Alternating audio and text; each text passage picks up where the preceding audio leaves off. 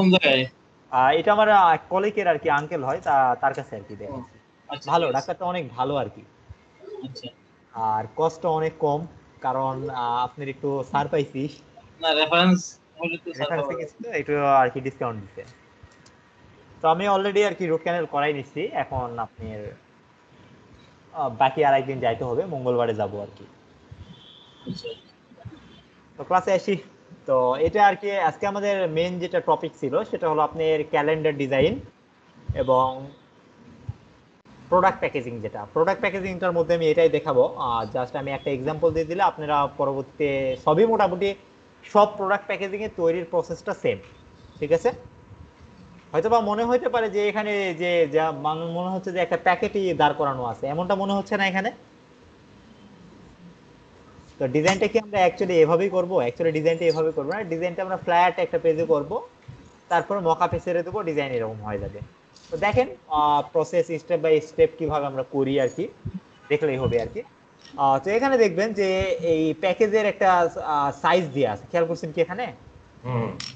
তো আমরা শুধু আমি মূলত যেহেতু আপনাদের আর কি হিন্টস দিব, আর আমার যেহেতু ক্লাস টাইমের ভিতর আমার দুইটা ডিজাইন আমার কমপ্লিট করতে হবে, সো আমি ফ্রন্ট এবং ব্যাক দুটাই ডিজাইন করব না, আমি শুধু ফ্রন্টটা ডিজাইন করে দিব। ঠিক আছে? তো এখানে দেখবেন যে ফ্রন্টে কি আছে, ফ্রন্টটাকে দেখতে পাচ্ছি কি আমরা? ফ্রন্টে দেখেন, ফ্রন্টের সাইজটা দিয়ে আছে ডাব্লু অথবা উইথ 5 ইঞ্চি হবে, আর হাইটটা কত হবে? 6.5।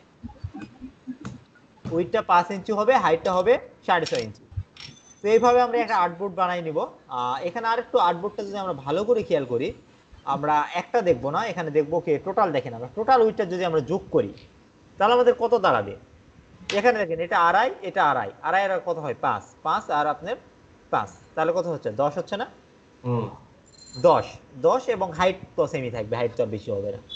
তো কিভাবে আমরা ফুল প্যাকেজটা নিব আমি ওটা দেখাই দেই আর কি।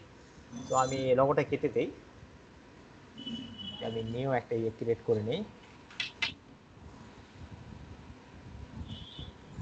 সো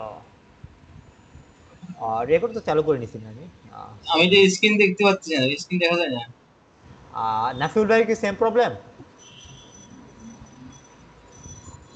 নাফিউল ভাই, জি ভাই। স্ক্রিন দেখা যায় না? স্ক্রিন এখন দেখা যাচ্ছে না। এখন দেখা যাচ্ছে না? আচ্ছা, আমি এগেইন শেয়ার